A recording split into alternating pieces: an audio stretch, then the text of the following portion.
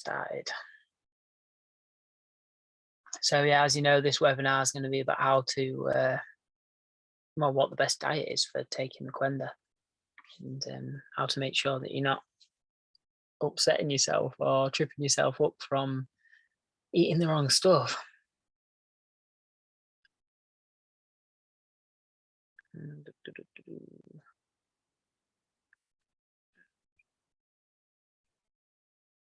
We'll go for all this.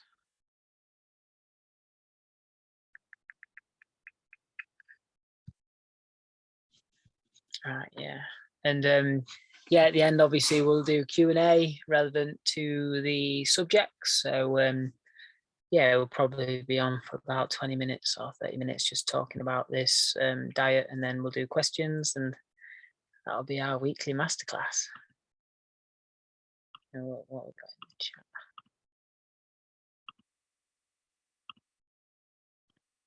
Hey Tanya, thanks for saying hello. Right, so let's get started. Obviously, when you're taking Qenda, that is a food in itself. It's like a health food with benefits, a lot of benefits, as you might have found already.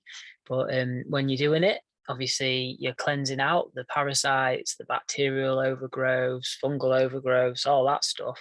So you haven't got to be totally strict with your diet, but knowing what you're putting in your body is a good idea, because you can be cleansing the overgrowths out with the Qenda, and then you can be feeding them, or actually even getting reinfected when you from what you eat and what you do with your food and stuff. So first of all, we'll start. I mentioned this before in the previous masterclass, but if you're going to be cleansing your body, ideally you don't want to be drinking tap water, because tap water's got metals in it. It's got basically tap water is recycled toilet water.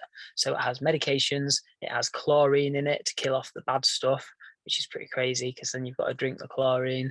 Yeah, it's got metals in. People with older houses actually have lead pipes into their houses. So for the same reason why you wouldn't drink out of a lead cup is the same reason why you wouldn't want to drink out of water that's came through lead pipes. Yeah, like I said, it's got medications in there as well. Like obviously a lot of females are on the pill, which is an estrogen. It mimics estrogen in the body, so it can actually make your estrogen levels a lot higher by drinking tap water, because it's got estrogen and stuff like that in. Obviously, I don't really think I need to explain why drinking chlorine is a bad thing, but chlorine kills off bacteria. So if you've got your whole gut health is built around your microbiome, which is a container of bacteria and organisms that all work to support your body. If you're killing off all the good bacteria, that's when the bad bacteria flourishes. And yeah, so drinking chlorine is not amazing. And what I say to people is do the 1 week challenge. If you cut out tap water for 1 week, and then by drinking bottled water and stuff like that, and then actually go back to trying to drink tap water, you'll find that it just smells like swimming pool water, and it's yeah, it's not nice. So yeah, do the 1 week challenge, get some big bottles of water. You can get them for like £1.20 from the co-op for 5 litres or whatever, and yeah, or get a decent water filter on the counter, like a zero filter, or you can get ones under your counter. So yeah, that's hydration. Also, if you're taking the Qenda, you want to make sure you're hydrated first in the morning before you have the Qenda, because the water that you're mixing with the powder doesn't go to your daily intake of water. And you're having 600 to 800 ml of water in the Qenda, but that turns to a jelly-like consistency. And that extra fiber actually requires more hydration anyway. So 1, it doesn't count to your daily intake of water, and 2, you need to hydrate more. So yeah, minimum of 2 litres a day of water. And you can check that by the colour of your urine. If it's a light yellow, it's okay. If it's clear, obviously you're hydrated. If it's light yellow, you're hydrated. But if it's light brown or really dark yellow, you're dehydrated. So that's how you know whether you're hydrated or not. So I'd say that's hydration, but that's just me, because that's all I really drink's water. But then you've got all the other drinks, obviously. somebody asked me today, like, what about cordial? Can you drink cordial? Like, obviously, cordial is sugars. And even if it's like cordial that's just from fruits, like if it's made out of fruit juice and stuff, it's normally got sugar in there as well. And if it's got, sorry, I got some on my glasses. No, I'll just take them off. Yeah, so yeah, if you're drinking stuff like cordial, it's actually sugars. And as we'll get into this, we'll say that sugars are feeding the overgrowths that we're trying to get rid of. So yeah, water's good. Like if you can put like a little pinch of salt in your water as well to help you hydrate, and you can also squeeze a bit of lemon in there if you don't have an intolerance to lemon, which would be great. So yeah, and then when it comes to stuff like teas and stuff like that, like teas are great, herbal teas and all the rest of it, but when you start adding like milk and sugars or honey into there, that's when hydration is going to start actually feeding these bad bacteria. Obviously, the lactose in milk, if you're drinking cups of tea, lactose is going to feed these overgrowths because it's a sugar. I'm not saying go lactose free. I'm just saying that, like, if you wake up in the morning, have a cup of tea before you have your Qenda, you're actually going to be feeding these overgrowth sugars before you even have the Qenda. And the whole point of having the Qenda in the morning is it's the first thing to go into your digestive system, other than water that hydrates you, the first thing to go into your digestive system. So it's the first thing that these overgrowths get to eat. So yeah, they're like, oh, food, and then they get the Qenda. So it's just being mindful of what you're putting in isn't full of sugars. And we'll get more into that later on. But I thought when we're talking cordials, juices, like even fruit juice, like if you're eating fruit like as a whole food, like an apple, instead of apple juice, it's like totally different. Apple juice doesn't have any of the fiber in it, and the fiber is actually what stops your body from converting it into simple sugars. It actually slows down the breakdown process, and it makes you store the fructose until you need it. And that's when you have it with fruit. But if you have it in fruit juice, it's just a simple sugar. It's feeding these overgrowths and actually spikes your insulin at the same time. So fruit juices, cordials, no, you want to just be drinking water. That's what hydrates you the most. And like I said, by all means, have herbal teas and stuff like that. But just know that what's going to be feeding the overgrowth and what's not. And we'll get more into that, of like whether you want to be really avoiding sugars or not.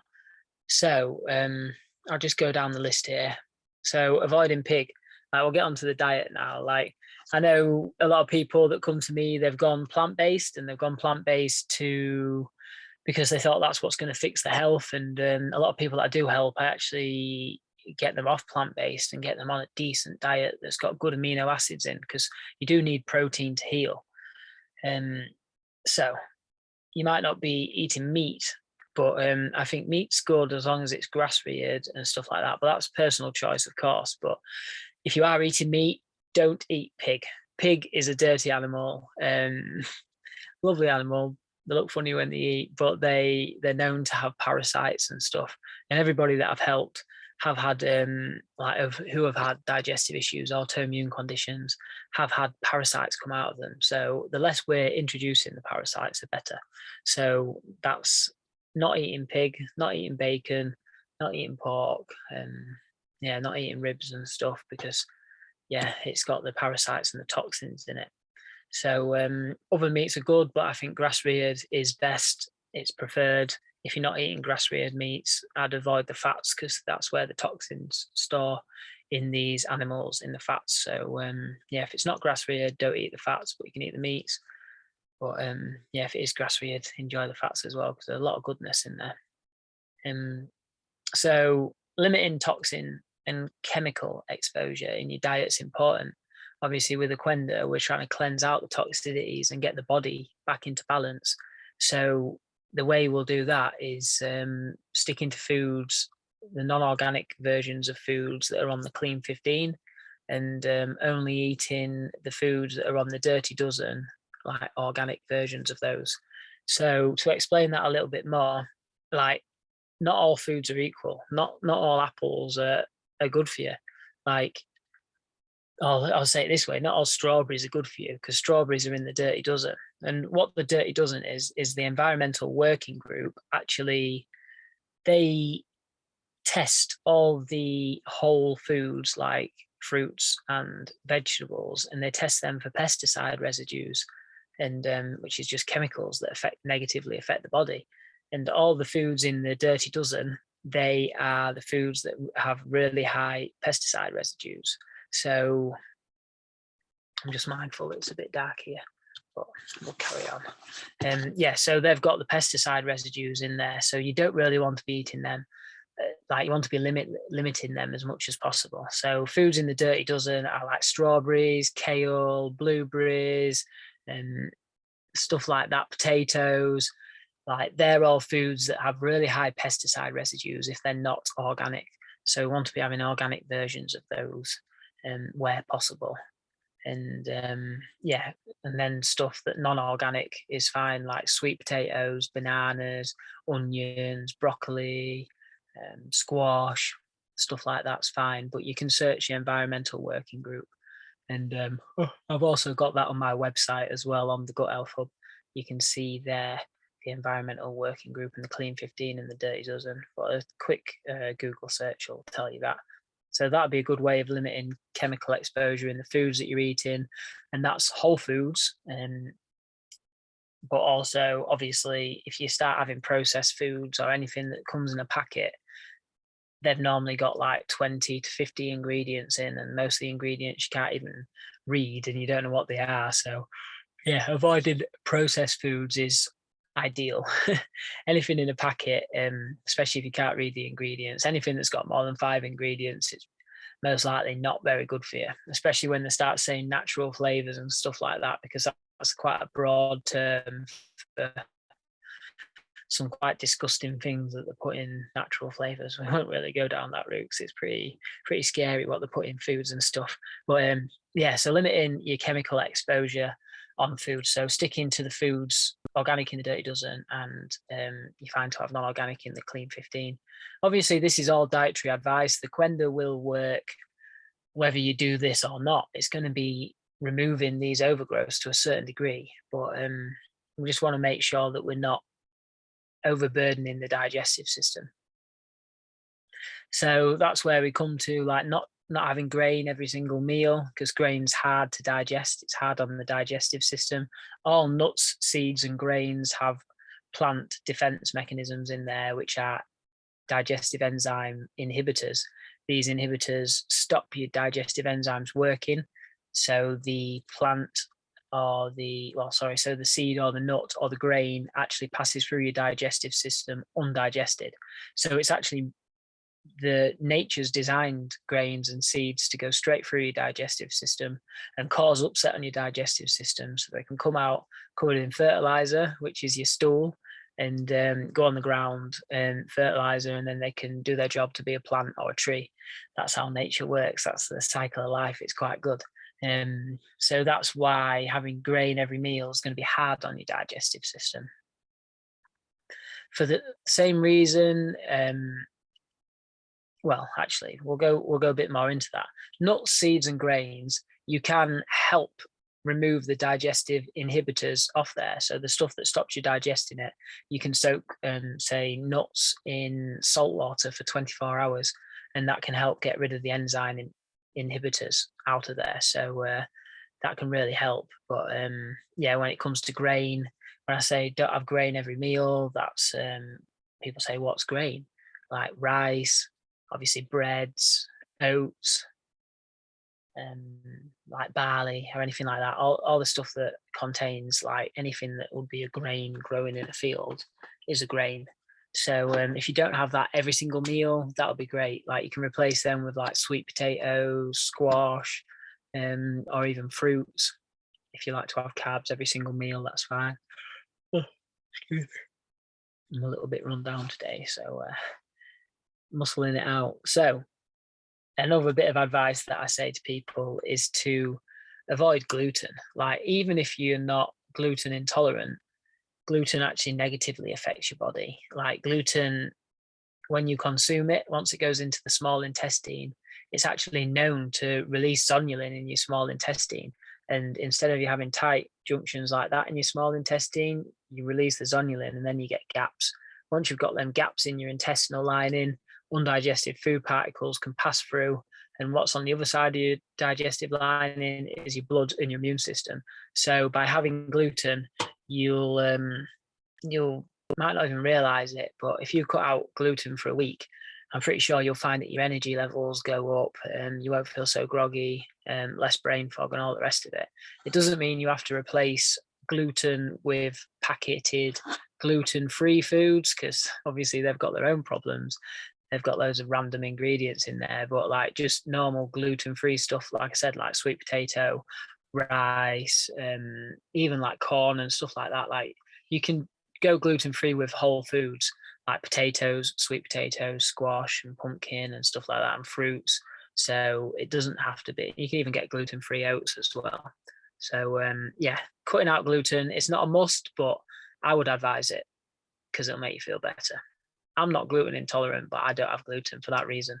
Once you know that it releases zonulin in your small intestine and gives you the brain fog and the tiredness and why would you want to walk around feeling crap? We all want to walk around feeling fantastic. So yeah, cut the gluten out. You'll feel a lot better.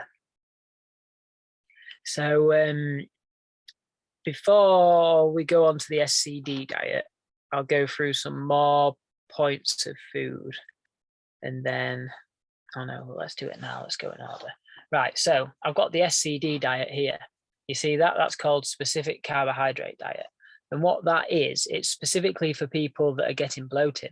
Like if you was getting bloating before you had the Qenda, like if you was eating carbohydrates and getting bloating, that shows that you've got a bacterial or fungal overgrowth or even a parasite infection that is fermenting with them carbohydrates and giving off a gas as a byproduct. So if you was getting bloating before the Qenda and you had that, you want to be mindful of your carbohydrates that you're eating. The specific carbohydrate diet, that basically tells you what foods and carbohydrates will ferment in your intestines and which ones will not ferment. So basically, nearly all the carbs ferment, other than fruits, honey, uncooked raw honey, that is, squash and pumpkin. They're the carbs that don't really ferment. All the other ones are like polysaccharides, and they can ferment, but it's just being mindful of that. If you know the overgrowths and you know what's not, like you could have the foods, the carbs that are feeding the overgrowths after the Qenda, so then it's not going to feed them that much because they've just been killed off. And also you can just minimize them as well. Obviously, what I teach people in the coaching, they don't have to go full in with the diets and stuff like that. Like I'm all about having freedom, and it's when you understand what's going on in your body, then you've got the choice, and you know what's good for you and what's bad for you, and then you've got the freedom to make the decisions when you want. Like ultimately, like when I coach people and stuff, it's not about being strict. It's all about being able to enjoy your life, and obviously that's what we all want to do, and that's what living is. That's what true healing is. And obviously when you understand what's causing your problems, if you do them things repeatedly for a long period of time, then you might end up with symptoms again. But you're empowered, you know what's caused that, and you know it's sort of your fault. You're not a victim to circumstances because you don't know what's creating the issues in your body. And obviously if we did coaching, we could go over this a lot more, but I'm just trying to give you as much information as I can for free now. So some quick points. Never microwave your food or drink. If you microwave your food or drink, it actually gets rid of all of its nutritional value, and it's actually radiating food, which is not ideal. Another point, keep away from hydrogenated vegetable oils and stick to organic sources of like extra virgin cold pressed olive oil or beef tallow or ghee or grass-reared butter. The reason for this is hydrogenated oils actually are pro-inflammatory. They cause inflammation in your body. So we don't want to be having them. They're high in omega-6s and they create the inflammation in your body. We've already covered the clean 15 and dirty dozen and the water. Drinking water. Yeah, we've covered packaged food. Obviously, it's full of E numbers, preservatives, all that rubbish stuff. If something can sit on a shelf for 6 months or a year and not go bad, it's already bad. um, yeah, we've said if foods has more than 5 ingredients, especially ones that you can't pronounce, that's not healthy. Look past the labeling and look at the sugar content. I think this is important. So many stuff says like fat free or healthy or like vegan. People just think because something's vegan, it's healthy, but it's a big misconception. Like vegan doesn't mean healthy. It just means it doesn't contain meat. But it doesn't it still means stuff can be very processed, and like what I said about the plant defense mechanisms and stuff in these seeds and nuts and grains, it can actually be really hard on the digestive system and create a lot of bloating and upset stomach and all the rest of it. So yeah, you've got to look past, like, if it's fat free, it normally means it's full of sugar. If it's sugar free, it normally means it's full of like aspartame and these sweeteners that are no good for you. The only sweeteners that are good for you are stevia and the thaumatin.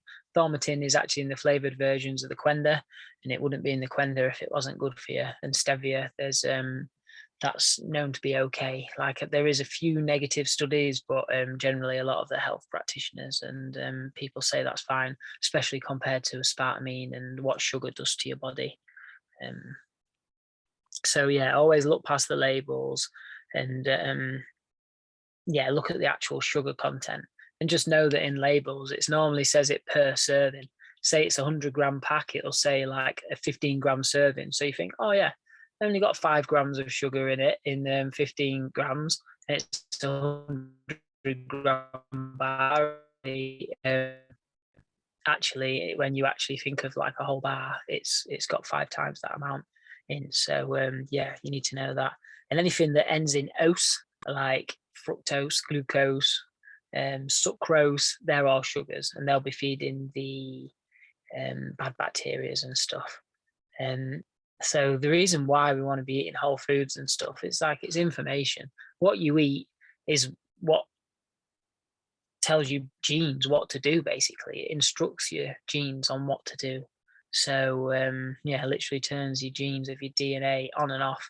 And that's why Qenda is so good for you. It's got like 30 herbs, all in the highest qualities that yeah, really positively affect the body, which you may have found. So yeah, cut out the simple sugars, hydrogenated oil, processed foods, foods with preservatives, non-organic foods. We've covered that.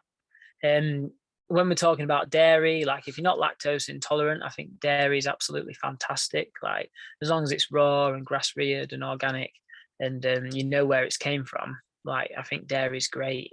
Great, especially if you don't have much weight and you want to put some weight on if you're already a lean individual. But pasteurized and homogenized dairy is really not good for you. Homogenization is basically where they put the dairy through a really fine mesh filter, and it makes the fat like really small fat globules, and those really small fat globules, they actually like sit in your blood, and like, because the nanoparticle fats, your body don't really know how to deal with them, and that's what actually raises your cholesterol and stuff. So yeah, homogenized dairy, keep away from that. But raw organic is great, depending on where you're at. Obviously, this is just broad spectrum advice because yeah, we're not doing a coaching call, but yeah, so that's pretty much everything. So I'll go into the chat now, see if you've got any questions. And then yeah, Tanya says hello. Yeah, if either of you have got any questions, just let me know. Happy to answer. And yeah, Tanya says, I realise Brita filters are not real filters. Do you recommend any other type or jug filtration system, or bottled water might just be better? Yeah, so everything has its pros and cons. Like, having a proper water filter is best because obviously you don't have to buy bottled water all the time, and having a filter that actually works, you're getting stuff fresh. The only thing with bottled water is it's got plastics in it, but it doesn't have the chlorine. and all the other nasties like recycled toilet water does have, like tap water. So yeah, I'd recommend going on to bottled water at first, but yeah, get a filtration system. Like the zero filter is great, and yeah, there's under sink ones, but they're like more like 500 to 700 pounds, but the zero filter is more like 200. I think I have an under sink filter in my camper van and in my house as well. So yeah, Brita filters, like obviously there's many filters on the market. You want a filter that removes the medications, hormones, chlorine, metals, and potentially fluoride, depending on what part of the country you're in. So if you get a filter that gets rid of all those, you're doing good. And if it's been third party tested, obviously that's ideal, because some people can make claims about anything, but if it's been third party tested, then you know it's good. So yeah, no worries, Tanya. Glad that's helped you in the zero filters. Make that swap. That's a nice, easy one. And yeah, I'll just say quickly. Obviously, I offer coaching as well. Like I do it at different packages for different price levels for people. Then we can go more in depth for everything. I can hold your hand through the process of cleansing and healing properly. Because as you know, when you have some detox symptoms, it can feel a bit counterintuitive and scary. So yeah, if you do want coaching, just DM me afterwards. I'm happy to answer all your questions in depth and make it more specific to you as a person. So Tanya says alcohol, avoid it completely. Obviously, alcohol irritates your intestines. Good alcohols to have would be like just having a bit of gin and tonic or something like that. Like the thing with wines and beers and stuff like that, they've normally got molds in.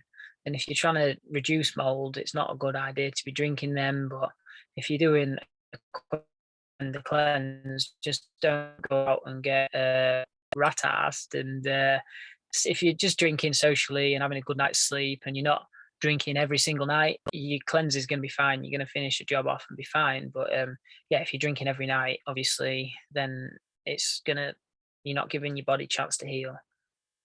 So yeah, hopefully that answers your question. You don't have to avoid it completely now. Merrigan says, I have colitis on week 4. Is the ideal time to do twice a day for 8 weeks? No worries, Tanya. And yeah, so you want to be twice a day for 8 weeks. Yeah, you want to be on the twice a day until you really stop seeing all this funky stuff coming out. Like that's when you get into like, if you're still seeing funky stuff come out at week 8, that's when you're obviously you're reintroducing parasites from your environment, and that's sort of like where coaching comes in and stuff like that. Like if you need, obviously I can't go into all that on a webinar, but we need to find out where it's coming from in your environment and making sure that you're not reintroducing stuff. But yeah, twice a day for 8 weeks is great, and then you drop down to the once a day, still 2 scoops serving, just once a day. And then yeah, that's fine. And then see it out for like the whole, I'd be doing 4 months, 7 tubs total. Still have painful insides. Yeah, that's entirely normal. If you've got colitis, I won't say had colitis, if you've got colitis, that means you'll have bacterial overgrowth, fungal overgrowth, parasitic overgrowths inside you, either a combination of them or all of them at once. So, or just them singly. So when you're cleansing them out, it gives gas as a byproduct. When the Qenda's killing off the overgrowths, it gives gas as a byproduct. So as long as you're not eating loads of fermentable carbohydrates, and it just shows it's the Qenda killing them off. So the best thing you do is colonic massage, move stuff along, and yoga poses like cat cow and all that sort of stuff. But yeah, you just need to, it's like trapped wind basically. Obviously colitis is painful insides, but there can be a raw feeling when you're cleansing with that. And like I said, if you really want me to go in depth, I'm happy to just give me a DM and I can go into like talk about coaching with you, and we can explain everything that's going on, so you know what's going on in your body. Because like I said, it can be scary cleansing on your own, especially knowing what's right and what's not, and making sure you're doing it correctly, and yeah, getting your money's worth out of it, and making sure you heal as fast as possible. So But yeah, hopefully that helps you. Normally it's trap wind and stuff, but yeah, no worries. So that is all the questions, and we've had a good 30 minutes. So glad I could help out. Yeah, no worries, ladies. My pleasure. My pleasure serving. Have a great evening and keep smiling. And see you later.